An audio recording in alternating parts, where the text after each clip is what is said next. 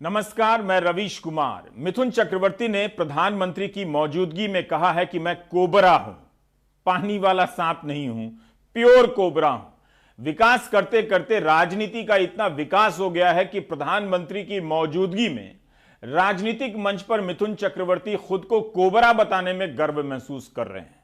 नितिन गडकरी ने कहा कि बीजेपी में आने के बाद सब पवित्र हो जाते हैं। यहां तो मिथुन चक्रवर्ती टीएमसी से बीजेपी में आने पर खुद को कोबरा कह रहे हैं। मिथुन चक्रवर्ती ने कई सारी अच्छी फिल्में की हैं, अच्छे अभिनेता भी रहे हैं और डांस करने की अदा पर मेरे अलावा न जाने कितने फिदा रहे हैं। मिथुन अपनी अच्छी फिल्मों से अपने लिए संवाद नहीं चुनते हैं, उन फिल्मों से चुनते हैं जिसे आमतौर पर बी ग्रेड या सी ग्रेड कहा जाता है।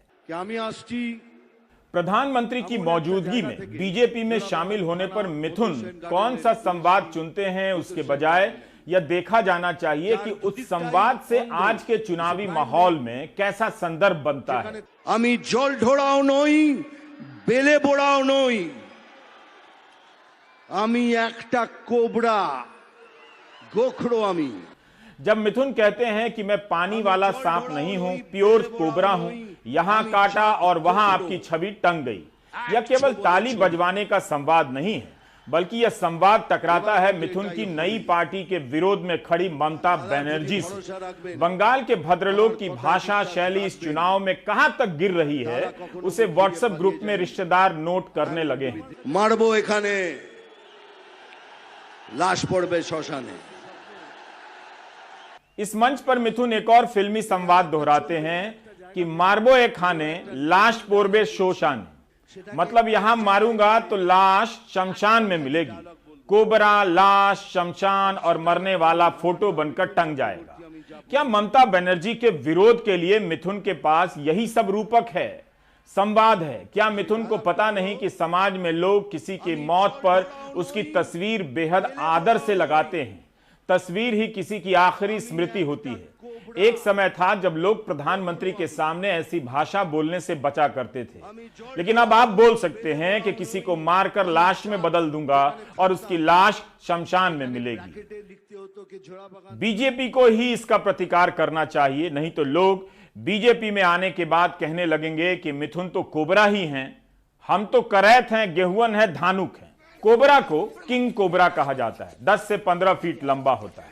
वो अपने शरीर का 2/3 हिस्सा सीधा खड़ा कर लेता है, एक तरह से अपनी पूंछ पर खड़ा हो सकता है। इंसानों से बचता है, कतराता है। कोबरा का नाम सुनते ही या किसी दूसरे सांप को देखते ही इंसान मारने के लिए टूट पड़ता है कि कहीं ये कोबरा ना हो। इस कारण भी कोबरा का अस्तित्व खतरे में पड़ गया। जंगलों की कटाई तो कारण है ही। कोबरा जहरीले और विषैले सांपों को भी खा जाता है, गिरगिट से लेकर चूहे खाता है। दुनिया में अकेला सांप है जो घोंसला बनाता है और उसमें अंडे देता है, और जब तक सांप अंडे से बाहर नहीं आ जाता उस अंडे पर पहरा देता है। Centre for global health research की रिपोर्ट के हिसाब से भारत में 2000 से 2019 के बीच 12 लाख लोग सांपों के काटने से मरे हैं। हर साल करीब 58,000 लोग सांपों के काटने से मर जाते हैं। ऐसे कोबरा से मिथुन अपनी तुलना करते हैं, जिसका अस्तित्व इन दिनों खतरे में है और जिसका गुण कुछ और है। बीजेपी मिथुन से कह सकती है कि हमारे दल के नेता और प्रधानमंत्री खुद को सेवक कहलाना पसंद करते हैं, आप प्लीज खुद को कोबरा ना कहें। आप एक राजनीतिक दल में आए हैं, जंगल किंगडम में नहीं कि मैं शेर हूं, मैं कोबरा हूं कहते फिरें। Do you get my point? आमी तो सब समय बांग्ला कथा बोलते पाड़ी ना, किंतु माझे माझे एकटू एकटू इंग्रेजी बोली, बाजे कथा बोली ना। कोई शक भोजपुरी बोली ले, लेकिन हम सांप हई, कनगोजर हई, ये कौन भाषा हवे जी? बयान तो पुराना है, अप्रैल 2018 का, लेकिन पता चलता है कि राजनीतिक भाषण में सांप बिच्छू के आने की विकास यात्रा कहां से शुरू होती है। सारा विपक्ष आह्वान करता है एकत्रित आओ, एकत्रित आओ, एकत्रित आओ। मैंने एक वार्ता सुनी थी, जब बहुत बड़ी बाढ़ आती है, सारे वृक्ष, पेड़ पौधे पानी में बह जाता है, एक वट वृक्ष अकेला बच जाता है, तो सांप भी उस वट वृक्ष पर चढ़ जाता है, नेवला भी चढ़ जाता है, बिल्ली भी चढ़ जाती है, कुत्ता भी चढ़ जाता है, चीता भी चढ़ जाता है, शेर भी चढ़ जाता है, क्योंकि नीचे पानी का डर है, इसलिए सब एक ही वृक्ष पर इकट्ठा होते हैं। ये मोदी जी की जो बाढ़ आई है ना, बाढ़, इसके डर से सांप, नेवला, कुत्ता, बिल्ली सब इकट्ठा होकर चुनाव लड़ने का काम कर रहे हैं। अमित शाह ने तब कहा था, अब तो मिथुन ही खुद को कोबरा कह रहे हैं। चुनाव प्रचार से पहले सूत्रों के हवाले से यह खबर आई कि प्रधानमंत्री ने बीजेपी के नेताओं से कहा कि भाषा की मर्यादा का ख्याल रखिए। चूंकि चर्चा सांप की हो रही है तो एक और खबर बीजेपी से ही संबंधित है, 2010 की है। हिंदू अखबार की रिपोर्ट के अनुसार मध्य प्रदेश में भारतीय जनता पार्टी की 3 दिनों की राष्ट्रीय कार्यकारिणी की बैठक होने वाली थी। कार्यक्रम स्थल पर सांपों के निकलने की घटना को देखते हुए पार्टी ने 2-2 सपेरे बुलाए थे। सपेरे बुलाने का यह बयान आप यकीन नहीं करेंगे किसका था। उस समय के उद्योग मंत्री कैलाश विजयवर्गीय का, जो इस वक्त बंगाल बीजेपी के प्रभारी हैं और मंच पर मिथुन को लेकर आए थे। जो नेता पार्टी को सांपों से बचाने के लिए सपेरे बुला रहे थे, वो एक ऐसे एक्टर को ले आए जो प्रधानमंत्री की मौजूदगी में खुद को कोबरा कहते हैं। शिव शंभो, शिव शंभो। यूपी के मुख्यमंत्री योगी आदित्यनाथ ने कहा है कि दुनिया के स्तर पर भारत की परंपराओं को पहचान दिलाने में सेक्युलरिज्म सबसे बड़ा खतरा है। ध्यान हटाने का यह बेजोड़ टॉपिक है। लेकिन बहस में खोने से पहले यह सवाल भी कर लीजिए, क्या पेट्रोल और गैस का सिलेंडर सेक्युलरिज्म के कारण महंगा है? क्या बेरोजगारी सेक्युलरिज्म के कारण है? क्या आपके बच्चों को नौकरी सेक्युलरिज्म के कारण नहीं मिल रही है? क्या सेक्युलरिज्म के कारण अर्थव्यवस्था का इतना बुरा हाल है? अब देखते हैं उस सिस्टम का हाल जो चाहे तो किसी को फंसाकर उसका जीवन बर्बाद कर सकता है। पिछले दिनों हमने आपको ललितपुर के विष्णु तिवारी की कहानी बताई थी। बिना कसूर के बलात्कार के मामले में 20 साल जेल में रहना पड़ा। आज कहानी सूरत से है। फैसला गुजराती में है, इसलिए हमने इंडियन एक्सप्रेस के कमाल सैयद की रिपोर्ट और मुस्लिम मिरर में छपी रिपोर्ट की मदद ली है। इस तस्वीर में वो लोग हैं जिन पर 20 साल तक मुकदमा चला कि वे सिमी नाम के प्रतिबंधित संगठन से जुड़े हैं। शनिवार को सूरत के चीफ मजिस्ट्रेट एएन दवे ने 127 लोगों को बाइज्जत बरी कर दिया। 20 साल पहले 27 दिसंबर 2001 को सूरत के राजश्री हॉल में मुसलमानों की शिक्षा के मसले पर एक सम्मेलन बुलाया गया। इस हॉल की booking all India minority board के तहत की गई, आरिफ माजिद मंसूरी के नाम से। आरिफ माजिद मंसूरी साजिद मंसूरी के भाई हैं। साजिद मंसूरी सिमी से जुड़े थे। सितंबर 2001 में अमेरिका में 9/11 के आतंकी हमले के बाद सिमी पर प्रतिबंध लगा दिया गया था। लाल कृष्ण आडवाणी से लेकर बीजेपी के तमाम नेता सिमी को बंद करने की बात करते थे, मुद्दा बनाते थे। प्रतिबंध के बाद यह सबसे बड़ी गिरफ्तारी थी।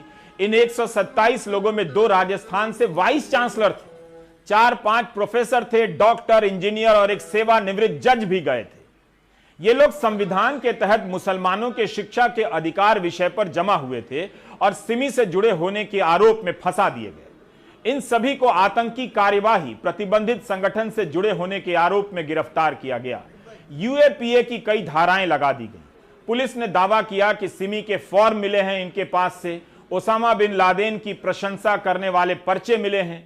इन लोगों को 11 महीने तक जेल में रहना पड़ा। उसके बाद गुजरात हाईकोर्ट से जमानत मिल गई। तब तक मीडिया में इनके खिलाफ ऐसा अभियान चला कि बहुतों की नौकरी चली गई। जो बिजनेस करते थे उनका बिजनेस खत्म हो गया। मौलाना अताउर रहमान वजदी साहब 86 साल के हैं, यूपी के सहारनपुर से इस फैसले को सुनने गए थे। 20 साल पहले 66 साल के थे और अब व्हील चेयर के सहारे चल रहे हैं। इस सम्मेलन में गुजरात, महाराष्ट्र, मध्य प्रदेश, उत्तर प्रदेश, कर्नाटक, राजस्थान, तमिलनाडु, पश्चिम बंगाल, छत्तीसगढ़ और बिहार से लोग गए थे। बाहर के राज्यों के आरोपियों को हर सुनवाई में आने की छूट तो मिल गई, लेकिन सूरत के लोगों को हर सुनवाई में जाना पड़ा। 7 आरोपियों की मौत भी हो चुकी है। चीफ जुडिशियल मजिस्ट्रेट साहब जो ट्रायल कोर्ट के दवे साहब, उन्होंने ये हेल्ड किया कि कोई भी आरोपी 124 या 70 में कोई भी कलम 10 के मुताबिक सिमी का मेंबर नहीं था, सिमी का मेंबर था ऐसा कोई प्रूव नहीं हुआ, उन्होंने कोई अनलॉफुल एक्टिविटीज़ की ऐसा भी कोई प्रूफ नहीं है, उनके विरुद्ध कोई भी एविडेंस आया नहीं है। और दूसरा के सेक्शन 17 के नीचे, यूएपीए की सेक्शन 17 के नीचे जो सेंट्रल गवर्नमेंट के सैंक्शन देनी चाहिए प्रोसिक्यूशन की, वो वैलिड सैंक्शन नहीं थी। और सब तमाम वो पुरावे और वो दस्तावेज देखने के बाद आज ट्रायल जज ने सभी 127 आरोपियों को रिहा कर दिया है, उनको निर्दोष जाहिर कर दिया। अभी भी 5 लोग अन्य धाराओं के कारण इस केस में जेल में बंद हैं। फैसले के दिन 111 लोग मौजूद थे। इंडियन एक्सप्रेस ने अपने एक्सप्लेन खंड में इस केस पर और विस्तार से रोशनी डाली है। पुलिस का एक बयान था कि हमने रात में छापे मारे, कुछ लोग सो रहे थे, कुछ लोगों के पास मोबाइल फोन थे जो उन दिनों बहुत कम लोगों के पास होते थे, कुछ लोगों ने सिम कार्ड ही निगल लिया। इस तरह के आरोप लगाए गए थे। अदालत ने पाया कि सरकारी वकील की दलीलें भरोसे के लायक नहीं हैं कि ये लोग सिमी के आंदोलन को बढ़ावा देने के लिए सूरत में जमा हुए थे। सरकारी वकील यह भी साबित नहीं कर सके कि ये लोग सिमी के सदस्य थे। जब अगस्त 2008 में साजिद मंसूरी को अहमदाबाद धमाके के आरोप में गिरफ्तार किया गया, तब पुलिस ने कहा कि इसकी तलाश 2001 के सूरत केस से ही हो रही थी, ये फरार था। इन धमाकों में 56 लोगों की मौत हुई थी। तब इसके पीछे इंडियन मुजाहिदीन का हाथ बताया गया। एक्सप्रेस ने लिखा है कि गुजरात पुलिस के मौजूदा प्रमुख आशीष भाटिया उस वक्त सूरत के ज्वाइंट कमिश्नर थे। बाद में वे सीरियल धमाके की जांच से भी जुड़े। इस केस में सरकार की तरफ से लड़ने वाले वकील जगपुरुष सिंह राजपूत 2012 में बीजेपी के टिकट पर अहमदाबाद से चुनाव लड़ते हैं और विधायक बन जाते हैं। इधर लोगों की जिंदगी बर्बाद हो जाती है। आतंक के आरोप में 127 लोगों को 20 साल मुकदमे झेलने पड़े हैं। इस केस से किसे राजनीतिक लाभ हुआ और किसे अपने करियर में लाभ हुआ, इसका हिसाब तब होगा जब राजनीति पर बात करने वाले लोग सिस्टम के बारे में बात करेंगे कि किसी को फंसा देना इस देश में इतना आसान क्यों है। जिस देश में आज भी अवैध रूप से राष्ट्रीय सुरक्षा कानून लगा दिया जाता हो, उस देश में ऐसी खबरों के लिए किसके पास वक्त है। यह जरूर जानना चाहूंगा कि ऐसी खबरों को सुनकर निर्दोष को फंसाने वाले अफसर पार्टी करते होंगे या प्रायश्चित करते होंगे। हम एक दूसरा क्वेश्चन पुट अप करना चाहते हैं सिस्टम पे। जो सिस्टम जिन्होंने कंप्लेन की थी वही हमारे इन्वेस्टिगेशन ऑफिसर थे। लीगली कैसे सही है हमें नहीं मालूम, लेकिन सिस्टम ने जो है उनको ये पावर दिया है। दूसरा, सिस्टम ने 20 साल हमारे ख़राब किए हैं। ये सिस्टम ने 20 साल हमारे कैसे ख़राब किए, हमारी बीवी बच्चे, हमारे कारोबार, हमारे जॉब्स, इतनी प्रॉब्लम्स जो फेस करनी पड़ी, कितने लोगों को जॉबलेस होना पड़ा, कितनों के कारोबार ख़राब हुए, एक साल तक जेल में रहना पड़ा, हर महीने यहाँ आकर हज़ारों रुपया खर्च करना पड़ा, वकीलों की फ़ीस, ये सारे मामला। तो एक आदमी जो हैंड टू माउथ हो, ये कैसे अफोर्ड कर सकता है। तो ये जो प्रॉब्लम्स है इसको कंपनसेट कौन करेगा। हम ये क्वेश्चन पुटअप करना चाहते हैं कि अगर सिस्टम बेगुनाहों को इस तरह 20-20 साल रगड़ कर अगर जस्टिस देता भी है तो उसके जो लॉसेस है उसको कैसे कंपनसेट किया जा सकता है। सिस्टम के इन सितमों को छेड़ दीजिए आप बस। देश भर में लाखों लोग धर्म की दीवार तोड़कर रोते बिलखते आपके सामने आ जाएंगे। यह इतना बड़ा मसला है। सूरत के केस में ही हर 2 महीने पर सुनवाई होती थी। एक सुनवाई की फीस 7,000। 4 वकील थे। वकीलों को एक मुश्त राशि भी दी गई। आप हिसाब लगाएं कि 20 साल तक एक ऐसे आरोप में 127 लोगों ने किस तरह मुकदमे का खर्च उठाया होगा। इस सुनवाई के दौरान 7 लोगों की मौत भी हो गई। उन्हें तो इंसाफ ही नहीं मिला, न मिलेगा। आसिफ शेख ने 2001 में पत्रकारिता में गुजरात यूनिवर्सिटी में टॉप किया था। आसिफ इस सम्मेलन में गए और प्रतिबंधित संगठन सिमी के सदस्य होने के आरोप में गिरफ्तार हो गए। आसिफ के साथ के कई पत्रकार आज गुजरात में ऊंचे मकाम पर हैं, लेकिन इस केस के कारण आसिफ फर्स्ट आने के बाद भी पत्रकार नहीं बन सके, नौकरी नहीं मिली। कभी कॉल सेंटर में काम किया तो कभी मार्केटिंग की, लाउडस्पीकर बेचा तो कभी कॉन्ट्रैक्ट पर काम किया, कपड़े की दुकान खोली मगर नहीं चली। अब 13 साल से मिर्ची बेच रहे हैं। मैं यूनिवर्सिटी टॉपर था, मास्टर डिग्री मैंने जर्नलिज्म से की है, लेकिन उसके बाद भी मुझे बहुत सारे मीडिया हाउस ने नौकरी देने से मना कर दिया क्योंकि मेरे ऊपर एक टैग लगा हुआ था, मेरा केस चल रहा था सूरत में। इसलिए मैं आज पत्रकार के फील्ड में नहीं जा पाया। मेरे क्लासमेट सब आज जर्नलिस्ट हैं अच्छे मशहूर। मैं आज मिर्ची बेच रहा हूँ। मेरे से बहुत सारे लोग परेशान हुए। जो अपना करियर नहीं बना पाए, बर्बाद हुए। मेरे 38 साल की उम्र में, बड़ी उम्र में शादी हुई क्योंकि मुझे कोई लड़की देने को तैयार नहीं था। ये सब कुछ होने के बावजूद भी मैं एक सोचता हूँ कि अगर अब आप अपने कम्युनिटी के राइट्स के लिए नहीं बात करेंगे, लीगल वे में बात करना सीखिएगा, बात कीजिएगा, हो सकता है आपको परेशान होना पड़े, लेकिन आप भी अगर कोई तैयार नहीं होगा बात करने के लिए, सच्चाई के लिए, अपने राइट्स के लिए, अपनी कम्युनिटी के लिए आवाज़ उठाने तैयार नहीं होगा, तो फिर कौन आवाज़ उठाएगा। हमारा सिस्टम जिस तरह विष्णु तिवारी के लिए क्रूर है, उसी तरह आसिफ के लिए भी है।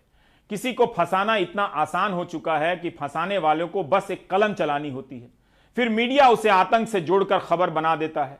पुरानी खबरों की क्लिपिंग तो नहीं मिली, लेकिन आप पिछले साल इसी वक्त तबलीग जमात के कवरेज को याद कर सकते हैं क्या हुआ था। ऑटो रिक्शा चलाने वाले आसिफ सरबती।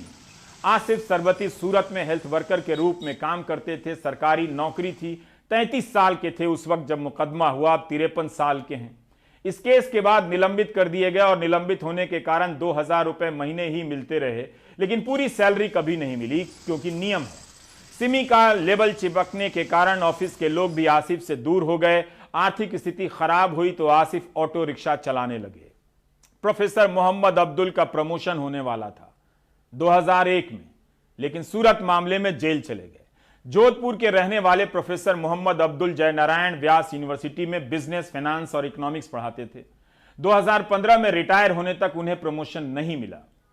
प्रोफेसर अब्दुल को उन 4 मुख्य आरोपियों में रखा गया था जिन्हें 14 महीने की जेल हुई और सुप्रीम कोर्ट से बेल मिली थी। सरकार खुद भी अपने इस मामले में आगे बढ़कर कि भाई इस मामले में किसी न किसी वजह से जो गलती हुई है और उसके अपने कंपनसेशन के लिए वो कोई कदम उठाती है तो ये भी अपने उनके लिए एक भले की बात होगी और एक अच्छा मैसेज जाएगा। तो हम यही चाहते हैं कि अपने ये जो अच्छा फैसला हुआ है और भी अपने एक गलती से जिस चीज़ से आइडिया मार्केट एजुकेशन बोर्ड के लिए एक अच्छे कदम तौर पर लोगों ने शामिल हुए थे और उसको किसी तौर पर गलत एंगल से सिमी के साथ जोड़ा गया था जो कि सही नहीं था। और उसमें पूरे भारत के अपने अच्छे अच्छे लोग, डॉक्टर, इंजीनियर, प्रोफेसर, उलमा लोग जो शरीक हुए थे, उन सबको भी अपने राहत मिलनी चाहिए। उसके लिए कोई जो भी एजेंसियां हो उसके अपने तौर पर कोई काम करे और उनके लिए इस तरह का प्लान बनाए कि लोगों ने जो इस तरह की यातनाएं और अपने पड़ताएं झेली, तरह तरह की अपने चीज़ें जो समाज के वजह से उनको अंदर वो पीड़ित होना पड़ा, तो वो सब चीज़ें उनके लिए अगर राहत के तौर पर कोई पैकेज उनको मिलता है तो मिलना चाहिए। और जो जॉब में थे उनकी जॉब के मामले जो जितने भी सारे अटके हुए हैं प्रमोशन के, एरियर्स के, उन सबको अपने जो संबंधित जो संस्थाएं हैं उनको भी चाहिए कि वो सारे मामले उनके लिए जल्दी से जल्दी उनको हल करे। इसी तरह कर्नाटक के निसार की पूरी जिंदगी जेल में बीत गई। मई 2016 में सुप्रीम कोर्ट ने निसार को बाइज्जत बरी किया। निसार को ट्रेन में हुए बम धमाके के आरोप में गिरफ्तार किया गया। 8150 दिन जेल में रहे थे निसार। जेल से आने के बाद कहा था कि मेरे लिए तो जिंदगी खत्म हो गई।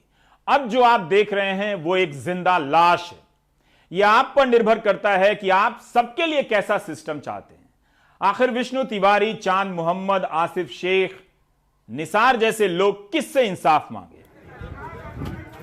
भदोई जिले में जोखन तिवारी को अगवा किए जाने और मार देने के आरोप में दूधनाथ तिवारी, काशीनाथ तिवारी, वंशराज तिवारी और राम अवतार तिवारी पर हत्या का मामला दर्ज होता है।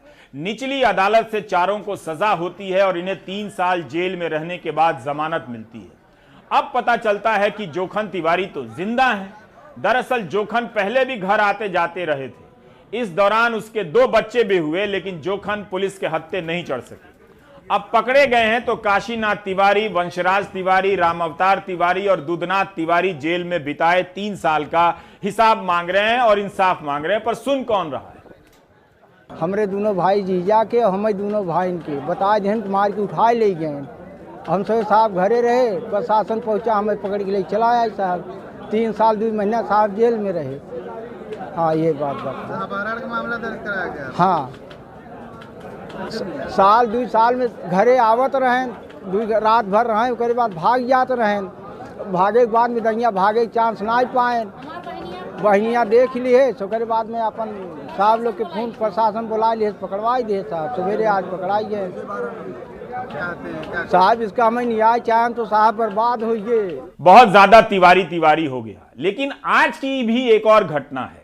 बलिया में मुकेश तिवारी 14 साल जेल में रहने के बाद बाइज्जत बरी हुए। क्यों? क्योंकि उनके पिता ने कथित तौर पर दारोगा को रिश्वत देने से मना कर दिया, तो दारोगा ने किसी की हत्या में उन्हें झूठा फंसा दिया। उनकी जिंदगी बर्बाद हो गई मुकेश तिवारी की। किसी को फंसाना कितना आम है, हमारी पुलिस ऐसी क्यों है? किसी को आतंक के केस में फंसा दो, किसी को जमीन के केस में फंसा दो, किसी को हत्या और बलात्कार के केस में। जोखन तो जिंदा मिल गया, लेकिन सूरत केस में 127 बेगुनाहों को बर्बाद करने वाला जोखन कौन है और इस वक्त कहां है? कल्पना कर सकते हैं। सूरत का जोखन अब कभी नहीं पकड़ा जाएगा। गोरखपुर और शाहजहांपुर से मेरा विशिष्ट बीटीसी में सिलेक्शन हुआ और मैं घर आया तो 302 के मुजरिम हमको थानाध्यक्ष असमद खां और FIR करता और ये सब मिलकर अपना फंसा दिए नामजद मुकदमे में। उसके बाद जेल में मैं 14 साल तक अपना बहुमूल्य समय देकर पूरे परिवार का धन दौलत जो भी था, आज की डेट में स्थिति एकदम दयनीय है। आज दिल्ली की सीमाओं पर किसान आंदोलन ने एक बार फिर से महिला किसानों की भूमिका को रेखांकित किया। शुरू से ही इस आंदोलन में महिला किसान संगठित हैं, सक्रिय हैं और संगठन के काम में लीड कर रही हैं, मंच संभाल रही हैं। आज यहां कई राज्यों से महिलाएं आई थीं। यह तय हुआ कि जब अप्रैल में पुरुष गेहूं की कटाई के लिए गांवों में लौटेंगे तो महिलाएं मोर्चा संभालेंगी। इसके लिए अभी से तैयारी हो रही है। आज हालत यह है कि मंच से सभी को बोलने के लिए समय देना मुश्किल हो गया। इतने लोग बोलना चाहते थे। हर उम्र की महिलाएं मंच से बोलना चाहती थी। इसी में एक महिला रणदेव कौर की कहानी यह है कि उनके बच्चे विलायत में काम करते हैं। रणदेव कौर अपने पोते को पड़ोसी के घर छोड़ आई हैं और किसान आंदोलन में हिस्सा ले रही हैं। बहुत सी महिलाएं ऐसी भी हैं जो अपने बच्चों को साथ लाई हैं। जहाँ सुप्रीम कोर्ट ने कहा था बच्चे, बूढ़े और औरतें वापस चले जाएं, हम कैसे वापस चले जाएं? जहाँ हमारा खाना और कूड़े गुलाम होने जा रहा है। हम अपना 5 साल का पोता किसे हवाले छोड़कर इस संघर्ष में हिस्सा लेने आए हैं। इस संघर्ष को जिन्हें चिरकाले कानून रद्द नहीं होते, इस संघर्ष का हिस्सा बनते रहेंगे। हम यहाँ 3 जो काले कानून हैं और जो ऑर्डिनेंस है उन्हें रद्द करवाने आए हैं और हम अपने बच्चों को भी साथ लेकर आए हैं। पर जो मोदी सरकार है वो कह रही है कि ये कानून रद्द नहीं होंगे, पर हम ये जो कानून है काले इन्हें रद्द करवा के ही जाएंगे और जब तक ये संघर्ष चलेगा हम अपने भाई हैं जो किसान बुजुर्ग हैं उनके साथ खड़े रहेंगे। जब 84 में हमने मोरिंडा में प्रोटेस्ट किया था तब मैं 11 साल की थी, तब भी मैं उनके साथ संघर्ष में शामिल थी। तब जो पत्रकार थे उन पे भी सरकार ने उनके कैमरे वगैरह खोस लिए थे और उन पे भी लाठीचार्ज हुआ था। ये मेरे बचपन की घटना जो मुझे बहुत याद आती है। आज भी मैं यहाँ पे विमेंस डे पे औरतों को मोटिवेट करने के लिए यहाँ आई हूँ और बहुत सारी औरतों को मैं अपने साथ लेकर आई हूँ। मेरा बचपन भी संघर्ष की दुनिया से ही गुजरा है और अब भी मैं संघर्ष की दुनिया में शामिल होती हूँ। हमने यहाँ पे स्वामीनाथन रिपोर्ट को लागू करवाना और जो ये ऑर्डिनेंस है इनको रद्द करवाने के लिए औरतों को मैं मोटिवेट करने के लिए। किसान आंदोलन में आई कई महिला किसानों के लिए यह कोई पहला संघर्ष बिल्कुल नहीं है। वे पहले भी अलग अलग मसलों पर पंजाब में प्रदर्शन करती रही हैं। कहाँ से आई हैं आप? हाँ जी, असी दाके हल्के तो आए हैं, सदमा कला पिंड तो आए हैं। जिस मोदी सरकार ने बीबियां नूं, भैणां नूं, बजुर्गां नूं सड़कां ते रोल के धर दिता वा। ये कदे कानून का केड़े लियाउंदा, कदे केड़े लियाउंदा। इहदे अग्गा नहीं पिछा नहीं। एक किसान मजदूर एकता जिंदाबाद। इस तरीके से आवाज बुलंद हो रही है। आपसे भी समझना चाहेंगे कहाँ से आई हैं, मकसद क्या है? जगराऊं हल्का से आए हैं, सिद्धमा कला पिंड से, डकौंदा यूनियन दे नाल संबंधित आंदोलन में समर्थन देने के लिए। हाँ जी, किसानों ਨੂੰ ਸਮਰਥਨ ਦੇਣ ਲਈ ਇੱਥੇ ਪਹੁੰਚੇ ਹਾਂ ਜੋ 7 ਮਹੀਨਿਆਂ ਤੋਂ ਲਗਾਤਾਰ ਸੰਘਰਸ਼ ਕਿਸਾਨਾਂ ਦਾ ਚੱਲ ਰਿਹਾ। ਕਾਲੇ ਕਾਨੂੰਨ ਰੱਦ ਕਰਾਉਣ ਨੂੰ ਜਿੰਨਾ ਚਿਰ ਕਾਲੇ ਕਾਨੂੰਨ ਰੱਦ ਨਹੀਂ ਹੁੰਦੇ किसान इथों मोर्चा नहीं उठाउणगे। आज आप लोगों के सम्मान का दिन है, लेकिन आप लोग का दिन हर दिन आपका दिन है। साडा दिन तो किसानों के साथ ही है। बहुत और ये पहला वाकया है जब आप पहुंची हैं, या इससे पहले भी आई हैं? नहीं, पहले भी आए हैं, 5 बारी आए हैं पहले भी। बहुत अच्छा हुआ, ऐसी आपदा कानून रद्द करा के ही जावांगे। भारत के सभी पुरुष राजनेता महिला दिवस पर खूब बधाई देते हैं, लेकिन क्या आप जानते हैं राज्यों में कितनी महिला मुख्यमंत्री हैं? केवल ममता बनर्जी। अब आप प्रधानमंत्री के ट्विटर हैंडल से लेकर तमाम पुरुष मुख्यमंत्रियों के ट्विटर हैंडल पर जाकर देखिए, क्या किसी ने भी देश की इस एकमात्र महिला मुख्यमंत्री को महिला दिवस पर बधाई दी है, उन्हें टैग किया है? इससे पता चलेगा कि सभी पुरुष मुख्यमंत्रियों को इस एक महिला मुख्यमंत्री का ध्यान आया कि नहीं आया। एक समय ऐसा भी रहा जब भारत में एक साथ या थोड़े समय के अंतराल पर महिला मुख्यमंत्री हुआ करती थी। सुषमा स्वराज, उमा भारती, राबड़ी देवी, मायावती, आनंदीबेन पटेल, जयललिता, वसुंधरा राजे, महबूबा मुफ्ती और शीला दीक्षित। आज 1 अरब 30 करोड़ की आबादी वाले देश राज्यों में सिर्फ एक महिला मुख्यमंत्री हैं, ममता बनर्जी। आज बीजेपी की कई राज्यों में सरकार है, एक में भी बीजेपी की महिला मुख्यमंत्री नहीं है। ममता बनर्जी अपनी राजनीतिक अस्तित्व की लड़ाई लड़ रही हैं। सामने बीजेपी है और दूसरी तरफ लेफ्ट और कांग्रेस। आप खुद देखिए कि प्रधानमंत्री ममता बनर्जी के बारे में किस तरह से आक्रमण कर रहे हैं। कुछ दिन पहले जब आपने स्कूटी संभाली,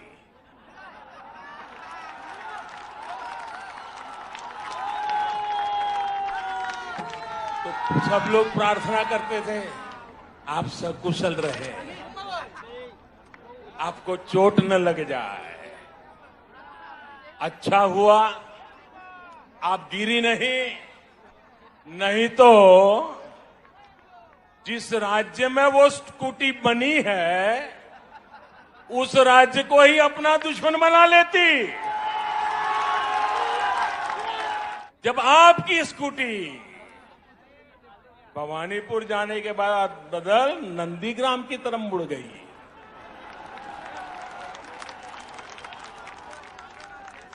अब दीदी हम तो हर किसी का भला चाहते, हम नहीं चाहते किसी को चोट आए, लेकिन जब स्कूटी ने नंदीग्राम में गिरना तय किया है तो हम क्या करें। ममता की स्कूटी नंदीग्राम में गिरने वाली है, लेकिन ममता बनर्जी ने स्कूटी क्यों चलाई इसका जिक्र प्रधानमंत्री ने नहीं किया। हम कर देते हैं। ममता बनर्जी ने स्कूटी इसलिए चलाई कि उन्हें दिखाना था कि पेट्रोल के दाम बहुत बढ़ गए हैं, केंद्र सरकार उदासीन है, इसलिए नहीं कि ममता किसी राज्य में बनी स्कूटी का टेस्ट राइड कर रही थी। महिला दिवस के दिन कौन किस महिला को प्रतीक के तौर पर आगे रखता है, इससे भी पता चलता है कि उसकी निष्ठा इस दिवस में कितनी है और कैसी महिलाओं के प्रति है। स्मैश बोर्ड नाम के ट्विटर हैंडल ने उन महिलाओं के साथ खड़े होने को लेकर ट्वीट किया है जिन्होंने राज्य की सत्ता को चुनौती दी या राज्य की सत्ता ने उन्हें चुनौती समझकर जेल में बंद किया।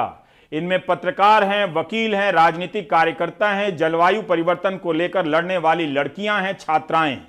22 साल की दिशा रवि, 30 साल की निकिता जेकब, 23 साल की नवदीप कौर, 31 साल की नताशा नरवाल, 31 साल की देवांगना कालिता, 28 साल की गुलफिशा फातिमा, 27 साल की सफूरा जरगर, 30 साल की इशरत जहां, 44 साल की सदफ जफर, 19 साल की अमूल्या लियोना, 59 साल की सुधा भारद्वाज, 63 साल की शोभा सेन, 33 साल की ज्योति जगताप, 45 साल की सोनी सोरी, 24 साल की कुनी सिकाका, 20 साल की मनीषा धिंडे, 67 साल की पेट्रिशिया मुखीम, 26 साल की मसरत जहरा।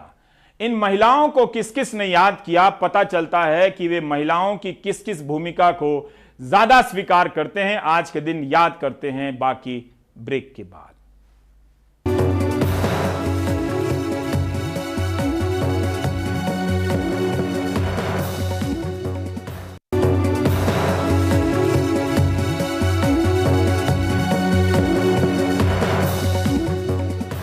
बिहार के बेगूसराय का एक गांव खेल गांव हो गया है। इस गांव की कई लड़कियां कबड्डी, वॉलीबॉल और फुटबॉल की टीम में नेशनल और स्टेट खेल रही हैं, दुनिया भर में खेल आई हैं। यह कहानी 27 साल पहले शुरू हुई थी, तब खेल को लेकर और नजरिया था, आज कुछ और है। संतोष की रिपोर्ट।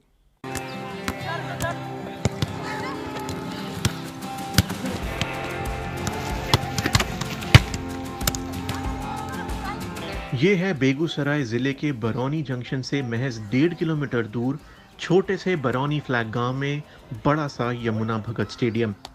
गांव की सैकड़ों लड़कियों के राष्ट्रीय और अंतर्राष्ट्रीय स्तर पर चमकने का गवाह है। पहले जो लोग लड़कियों के खेलने कूदने को लेकर ताने कसते थे, अब वो इन लड़कियों की वजह से गौरव महसूस कर रहे हैं। लड़कियों ने गांव की पहचान ही बदल दी है।